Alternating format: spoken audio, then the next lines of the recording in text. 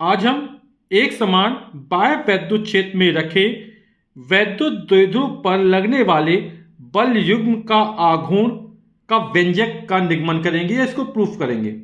तो यहां पर ये एक समान वैद्युत क्षेत्र है और एक समान क्यों दिख रहा है? क्योंकि यहां पर जो बल रेखाएं खींची गई हैं वो समांतर हैं और एक दूसरे से बराबर दूरी पर स्थित है और जो वैद्युत क्षेत्र की दिशा है वो पश्चिम से पूर्व की ओर है। अब इसमें एक थीटा कोण बनाता हुआ क्या करेंगे? वैद्युत द्विध्रुव स्थित करेंगे। तो एक वैद्युत द्विध्रुव मान लिया, यहां पर इसका ये प्लस क्यू आवेश है और ये माइनस क्यू आवेश है।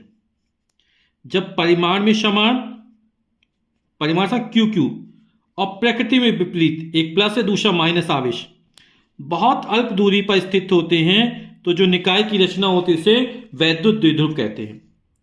तो यहां पे एक वैद्युत द्विध्रुव है जो वैद्युत क्षेत्र की दिशा के साथ थीटा कोण बना रहा है। जब हम किसी वैद्युत द्विध्रुव को एक समान वैद्युत क्षेत्र पे रखते हैं तो इस पर एक बल युग्म काम करता है और कैसे काम करता है इसको देखते हैं।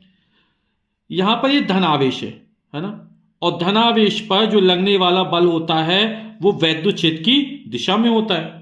तो यहां पर धनावेश के कारण लगने वाला बल ये वैद्युत क्षेत्र की दिशा में हो जाएगा F, और बल F बराबर कितना होगा? Q इंटू E हो जाएगा। धनावेश पर लगने वाला बल वैद्युत क्षेत्र की दिशा में होता है, वैद्युत क्षेत्र हमारी इसी दिशा में, और ऋण आवेश पर लगने वाला बल वैद्युत क्षेत्र की दिशा के विपरीत होता है। वैद्युत क्षेत्र इस दिशा में है, ये बल इस दिशा में लगेगा। अब बल का परिमाण कितना होगा? F बराबर Q इंटू E के बराबर होगा। यहां भी आवेश का परिमाण QE है तो यहां पर भी लगने वाला बल F बराबर Q इंटू E ही होगा, पर दिशा विपरीत है। अब दो समान परिमाण के बल हैं, है ना, इस पर लग रहे हैं वैद्युत द्विध्रुव पर, तो इसको घुमाने का प्रयास करेंगे और इसको वैद्युत क्षेत्र की दिशा में संरेखित करने का प्रयत्न करेंगे। तो इसको बोलते हैं प्रत्यानयन बल युग्म। यानी कि जब किसी वैद्युत द्विध्रुव को एक समान वैद्युत क्षेत्र में रखते हैं तो उस पर एक प्रत्यानयन बल युग्म काम करता है जो इसको वैद्युत क्षेत्र की दिशा में संरेखित करने का प्रयास करता है।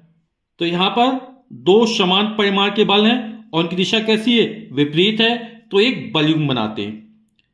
ठीक है, तो प्रत्यानयन बल युग्म आघूर्ण ज्ञात कर लेते हैं। और प्रत्यानयन बल युग्म आघूर्ण वाला क्या होता है? एक बल तथा दोनों बलों की क्रिया रेखा के बीच की लंबवत दूरी। तो यहां पर इस बल की क्रिया रेखा ये खींच दी हमने, इस बल की क्रिया रेखा ये जाएगी, तो इसके बीच की जो लंबवत दूरी होगी ये हो जाएगी। ये बनने वाला कोण कितना होगा? 90 अंश होगा। ए बिंदु हो गया, ये बिंदु बी हो गया, ये वाला बिंदु सी हो गया। तो प्रत्यानयन बल युग्म का आघूर्ण टाउ बराबर हो जाए बल गुणे दोनों बलों की क्रिया रेखाओं के बीच की लंबवत दूरी। तो बल हमारा हो गया F गुणे दोनों बलों की क्रिया रेखाओं के बीच की लंबवत दूरी, वो कौन सी हो जाएगी? हमारी BC हो जाएगी, क्योंकि बल की क्रिया रेखा एक जा रही दूसरी ये जा रही, लंबवत दूरी BC हो जाएगी। F बराबर होता है Q इंटू E गुणे BC। अब ये दूरी है ना, ये द्विध्रुव है और द्विध्रुव की जो लंबाई होती है वो 2L होती है। अब यहां पर ये समांतर रेखा है और समांतर रेखाओं में जब एक तिर्यक रेखा काटती है तो संगत कोण बराबर हो, तो ये कोण भी थीटा होगा, ये कोण भी थीटा होगा, तो ये कोण थीटा हो गया। इस कोण के लिए सामने वाला लंब है और ये कर्ण हो जाएगा समकोण के सामने, तो साइन थीटा बराबर होता है लंब बटे कर्ण।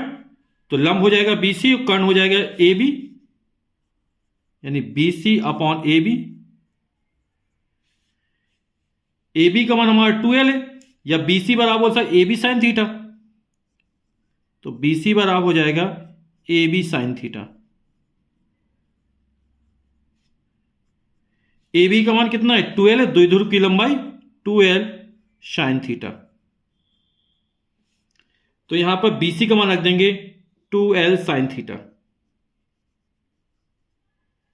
इसको लिख सकते हैं Q into 2L into E sine theta.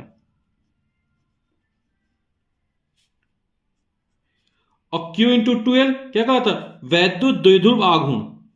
तो इसकी जगह क्या आ जाएगा, स्मॉल p आ जाएगा। स्मॉल p बराबर Q इंटू 2L वैद्युत द्विध्रुव आघूर्ण इंटू E साइन थीटा। तो हमने प्रूफ कर दिया कि टाउ बराबर हो जाएगा P E साइन थीटा।